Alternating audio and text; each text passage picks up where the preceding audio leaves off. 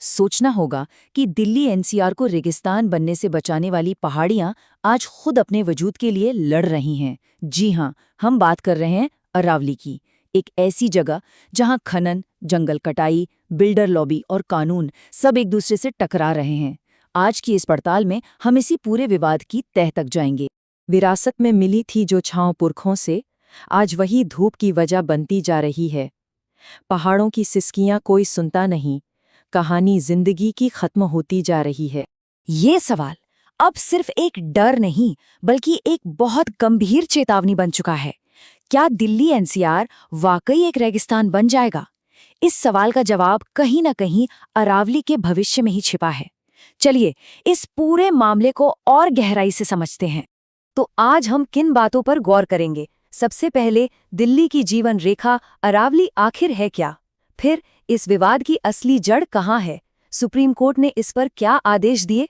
विकास और पर्यावरण की इस बड़ी लड़ाई में कौन कहाँ खड़ा है? इसका दिल्ली एनसीआर पर सीधा असर क्या पड़ रहा है? और आखिर में सबसे बड़ा सवाल, इस सबका जिम्मेदार कौन है? तो देखिए, सबसे पहले तो ये समझना बहुत ज़रूरी है कि अरावली सिर्फ कुछ पहाड़ियों का सिलसिला भर नहीं है। ये इस पूरे इलाके का एक, कह सकते हैं, खामोश रक्षक है, एक कुदरती सुरक्षा कवच। और यहाँ एक बहुत हैरान करने वाली बात है।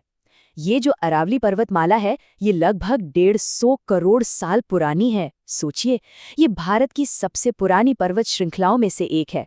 ये सिर्फ पत्थर नहीं, ये हमारा जीता जागता इतिहास है।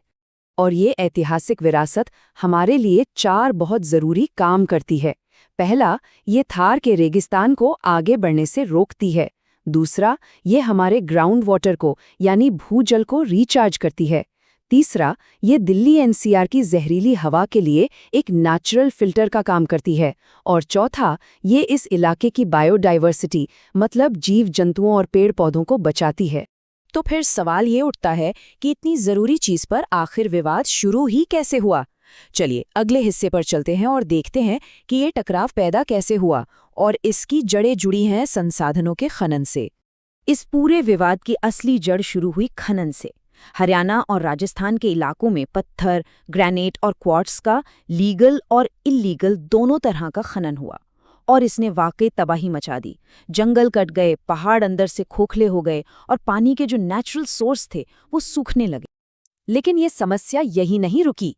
खनन के बाद रियल एस्टेट और फार्म हाउस बनाने की जो होड़ मची, उसने अरावली के नाजुक इकोसिस्टम पर और भी ज्यादा दबाव डाल दिया। मतलब विकास के नाम पर विनाश का एक नया दौर शुरू हो गया। जब पर्यावरण को हो रहे इस भारी नुकसान पर चिंता बढ़ी, तब भारत के सर्वोच्च न्यायालय को यानी सुप्रीम कोर्ट को इस मामले में दखल देना पड़ा। और यहाँ से इस कहानी का कानूनी अध्याय शुरू होता है। सुप्रीम कोर्ट ने एक बहुत ही ऐतिहासिक टिप्पणी की। उन्होंने कहा, अरावली एक प्राकृतिक सुरक्षा कवच है। ये सिर्फ एक बयान नहीं था, बल्कि ये अरावली के महत्व को मिली सबसे बड़ी कानूनी मान्यता थी। लेकिन अदालत के आदेशों और जमीनी हकीकत में एक बहुत बड़ा फासला है। कोर्ट ने खनन पर रोक लगाई, पर सच ये है कि कई जगहों पर ये आज भी चोरी छिपे जारी है। बिना मंजूरी के कंस्ट्रक्शन पर रोक है, लेकिन प्रोजेक्ट्स का नाम बदलकर काम किया जा रहा है। रात में ब्लास्टिंग के आरोप आज भी लगते हैं, जो ये दिखाता है कि कानून का पालन करवाना कितना मुश्किल काम है। और यहीं से ये पूरा विवाद राजनीतिक हो गया। एक तरफ थी आर्थिक विकास की दलीलें, तो दूसरी तरफ थी पर्यावरण की सुरक्षा की चिंताएं।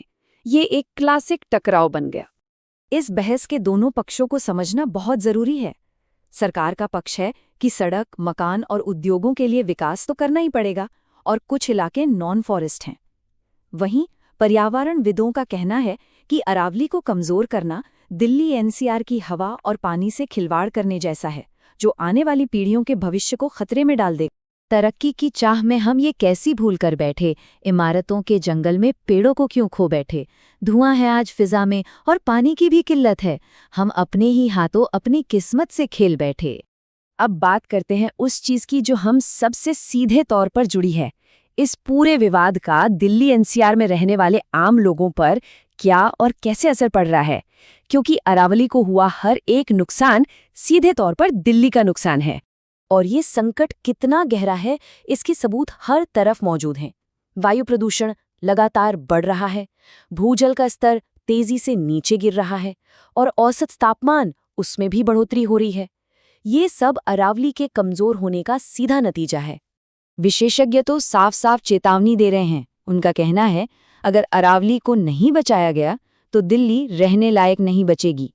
ये एक ऐसी सच्चाई है जिसे हम और नज़रअंदाज करने का जोखिम नहीं उठा सकते। और अब सबसे मुश्किल सवाल पर आते हैं। इस पूरी तबाही के लिए आखिर कौन जिम्मेदार है? क्या हम सिर्फ सरकार को दोषी ठहरा सकते हैं या फिर सिर्फ खनन माफिया को? शायद जवाब इतना आसान नहीं है। सच्चाई कहीं ज्यादा उलझी हुई है और ये एक पूरे सिस्टम की नाकामी की तरफ इशारा करती है। असल में जिम्मेदारी किसी एक की नहीं है। ये प्रशासनिक लापरवाही, कमजोर निगरानी, अदालती आवेशों के अधूरे पालन और कहीं न कहीं हम सब की चुप्पी का मिला-जुला नतीजा है। इस कहानी में हम सब कहीं न कहीं शामिल हैं। आखिर में बस इतना ही कहना है कि अरावली पहाड़ियाँ सिर्फ पत्थर नहीं है, ये हमारी हवा है, हमारा पानी है और हमारी जिंदगी है। अगर इन्हें आज नहीं बचाया गया तो कल शायद बहुत देर हो जाएगी। आज चुप रह गए तो कल पछताओगे बहुत, जब सांसों के लिए भी तरस जाओगे बहुत। ये पहाड़, ये जंगल, ये नदियां गवाह हैं। इन्हें खो दिया तो खुद को कहाँ पाओगे बहुत। अब एक्शन लेने की बारी हम सबकी है। अगर ये जानकारी आपको ज़रूरी लगती है तो इसे ज़्यादा से ज़्यादा लोगों तक पहुंचाएं, इसे शेयर करें। इस पूरे मुद्दे पर आप क्या सोचते हैं, अपनी राय कमेंट्स में ज़रूर बताएं और ऐसे ही सच को सामने लाने के लिए इस चैनल को सब्सक्राइब करें।